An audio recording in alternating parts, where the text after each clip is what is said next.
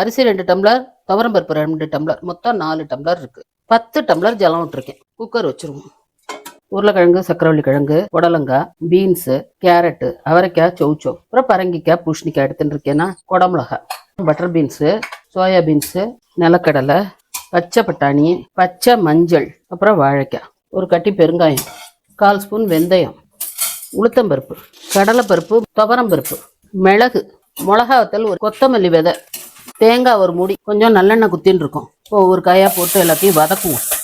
பாருங்க, பச்சை காய்கறி எல்லாத்தையும் நம்ம போட்டுண்டாச்சு. பச்சை மஞ்சள், ஜலத்தை விட்டுருவோம், நல்லா வேகட்டும். இந்த பக்கம் நம்ம சக்கரவள்ளி கிழங்கையும் உருளைக்கிழங்கையும் இதில் வேக போட்டுருக்கோம் தனியாக. இப்போ இதில் நம்ம பரங்கிக்காயை போட்டுடலாம். இப்போ நம்ம பூசணிக்காயெல்லாம் போட்டுருவோம்.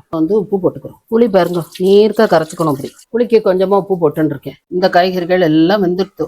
இந்த பாருங்க, எல்லா காயும் போட்டாச்சு. நல்லா எல்லாத்தையும் குறைன்னு அரைச்சி வச்சுருக்கோம். ரொம்ப வேணும்னு அரைக்கக்கூடாது. அதில் குத்தியாச்சு. அப்படி நெய் விடும். கொத்தவரங்காய் வத்தல், சுண்டைக்காய் வத்தல், இப்போ ஒரு பிடி மிதிட்டங்காய் வத்தல், கடுகு திரும்ப பறி இதில் கொட்டியாச்சு. இந்த பாருங்க, தேங்காயை நல்லா இப்படி செவக்க வறுத்துக்கணும். சாதம் கிளற வேண்டியது தான். இதில் போடுறோம். இந்த பாருங்க, அதை போட்டுக்கணும். அதெல்லாமும் இது போட்டுக்கணும். இந்த பாருங்க, இந்த அளவுக்கு இருக்கணும். அடுத்த வீடியோவில் சந்திப்போம்.